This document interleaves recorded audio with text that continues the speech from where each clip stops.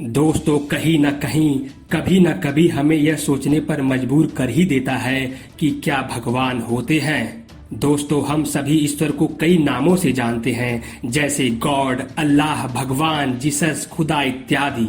लगभग सभी मनुष्य यही मानते हैं कि सृष्टि का निर्माण ईश्वर ने ही किया है, परंतु वैज्ञानिकों का हमेशा से ही मतभेद बना रहता है। कुछ वैज्ञानिक ईश्वर को मानते हैं तो कुछ नहीं मानते हैं, मगर ज्यादातर वैज्ञानिक इस बात को मानते हैं कि साइंस के अनुसार लगभग 14 अरब साल पहले एक भयंकर विस्फोट हुआ था, जिससे ब्रह्मांड का निर्माण हुआ।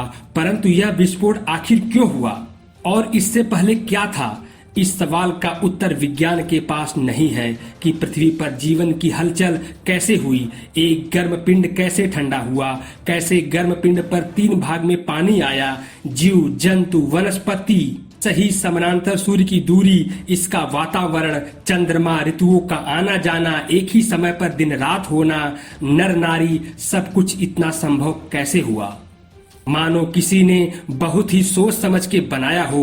बस यही हमें सोचने पर मजबूर कर देता है कि हमारे पूरे ब्रह्मांड को किसी एक ने बनाया है। क्या यही ईश्वर है? जब हम इंसान बने और भाषाओं का निर्माण नहीं हुआ था, तब अपने आप को बचा करके रखना ही हमारा उद्देश्य था। जैसे जैसे हम इंसान विकसित हुए, बाढ़, भूकंप, बारिश न होना आदि के लिए सूर्य, आकाश की पूजा करने लगे। या यूं कहूं, जो हमारे दुख में हमारी मदद करे वही हमारे लिए भगवान बना। थोड़ा और हम विकसित हुए तो हमने भगवान के नए नए रूपों को विकसित की, जैसे पत्थर पूजा, फिर पत्थर को नखास कर एक रूप दे प्रार्थना करना। थोड़ा और हम विकसित हुए तो पत्थर पूजा के साथ साथ अच्छे इंसानों की पूजा करने लगे, और हमारे ब्रेन विकसित के साथ साथ हमारा विचार भी बदलता गया और हम इंसान स्वार्थ बस भगवान को बांटते चले गए। गॉड, अल्लाह, भगवान, जीसस के रूप व कई आकारों में।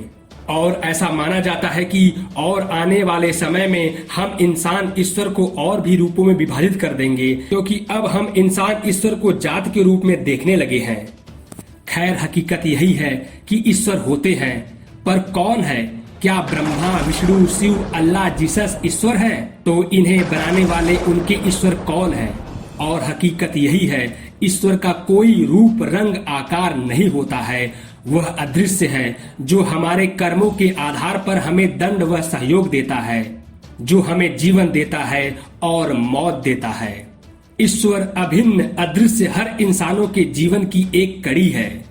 जैसे हमें यह नहीं मालूम कि जिन्हें हम पूजते हैं उनके लिए ईश्वर कौन है, या फिर ईश्वर को बनाने वाला वह अदृश्य रूपी ईश्वर, उन्हें भी तो किसी ने उत्पन्न किया होगा।